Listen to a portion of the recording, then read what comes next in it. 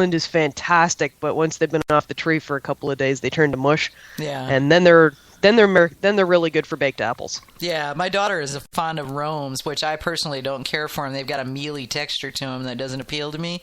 The flavor's okay, but they're just, I don't know, the texture's just, for me, doesn't make it. I like the super crisp ones like Honeycrisp and Pink Ladies and Galus, are, well, my standard go-tos because that's what I can find at the market most times. But I'm going back to that farmer's market, though. I'm going to get one of everything that I saw that I'm not familiar with, and I'm going to eat them all. Take notes. Yeah, I will. I'll take apple tasting notes. But yeah, well, I did that with the trees around here, and I even found that at different degrees of ripeness and for how long it's been off the tree, it made a big difference too in how they tasted. What about so it's been really interesting following that too as well, because then it makes it so that if you're looking for a certain thing in your cider, you want to get the apples at exactly the right time. Yeah. So Kirk, where are you getting your apples for your sizers? Are you going? I'm assuming you're going local. There's an awful lot of them around there. We are in the thick of it with cherries and apples and pears and peaches. Of course, Michigan may be the second or third most diverse agricultural state in the Union. We grow so many different fruits and vegetables, but the apples around here, I usually spec out Northern Spies, Ida Reds, Jonathan's are common apples, and I have a company that presses them for me, and it's part of because they do a lot of slices and process apple. They're a huge processor, and they're family run. And I used to work there. I used to actually empty the apple boxes on the line when I first started with beekeeping. It was one of my winter jobs, and I got to taste all the apples. So I got a lot of experience with apple types, but they'll press them all for me, and I have them. I usually get tart ones. Is what I like.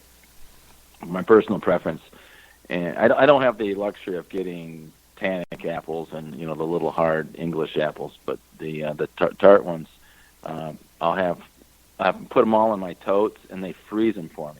Oh, so nice. all my juice. I still have a bunch of totes from last year. It's fresh frozen, so I bring them in. It takes about 2 weeks sometime to thaw them out, and then we batch it up. And so, a couple times I fermented right in the tote, just the primary. But generally, no, I just do it all in stainless. Okay. But it's a fast fermenter. Anyone who ferments cider, lickety split. They just go, yeah. Well, this is why so many people like putting apple juice in their starters, because yeast just love it. Well, yeast do, yeah. And it stinks. I mean, to me, apple fermentation stinks. When it's all done, it's like, oh, this is horrible. The first one I did, and then it mellows out. It does, yeah. It kind of has a fusty thing going on there for a while when it's fermenting, and I think is it aldehydes? I'm trying to remember what it was that it's kicking off as it ferments, and then they dissipate, when it's done. I think that might be it. I think it's aldehydes. Yeah. Somebody told me once. I get all my various things mixed up. Daniel was asking if any of us have ever tried using snapdragons for sizers. And I'm not familiar with snapdragons, so that would be no for me. Wow, that's amazing. I wonder if he's talking the snapdragon flowers. I don't know. He's typing right now, so we'll find out in a second. Might be an apple. I think it's an apple since he's talking about sizers. But it must be a varietal that we're not familiar with. Never heard of them. Yeah, me either. Come on, Daniel, tell me what a snapdragon is. It's a new one from New York, according to Google. Okay. Yeah, we go with the basic pie apples around here, the ones that are... and Daniel's in New Jersey, so that could be... Yeah, and that Cox Orange Pippin, that's been an apple I've never tasted. I've always wanted... I tried buying... I actually bought a tree like 25, 30 years ago, and it died. But I always wanted to have an Cox Orange Pippin apple. They're really famous. Huh.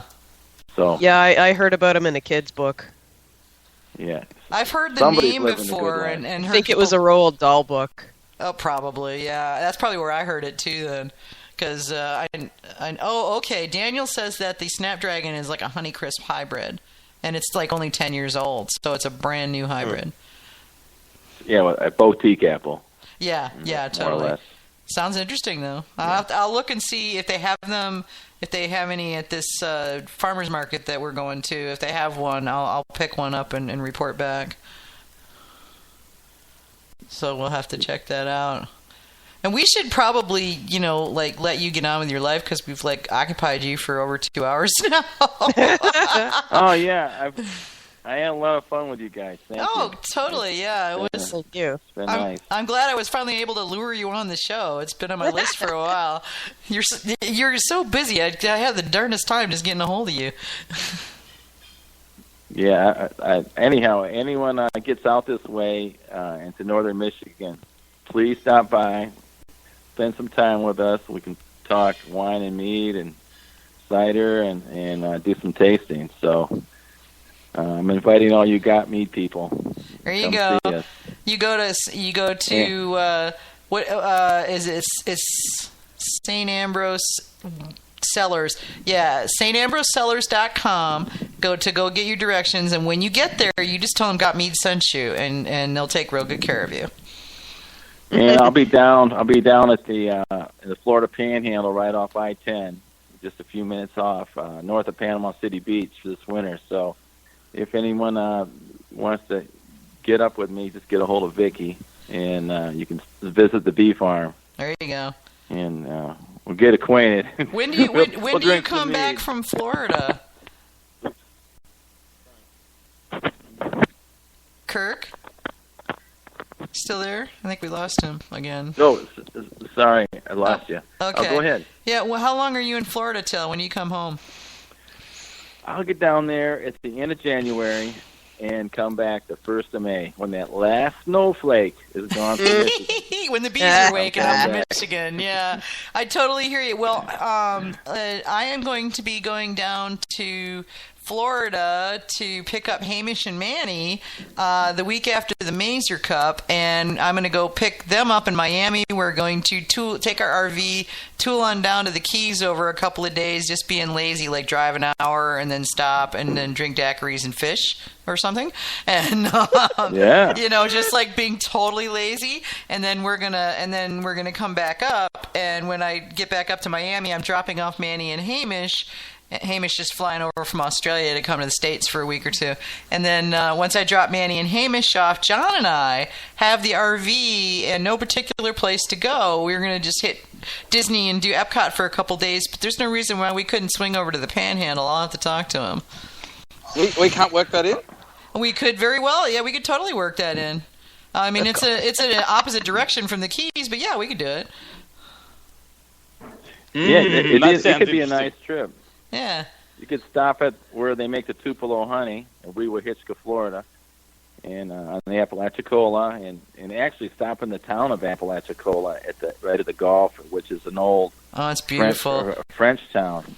There's actually a French embassy there that's still standing. It's beautiful.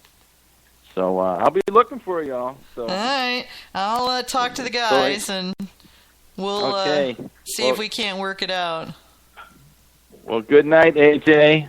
Hammond, Good night. Vicky. All right. Have Thanks, a Kirk. Have a great week. Bye. Good night, Kirk. All right. Night. Take Thank you care. so much.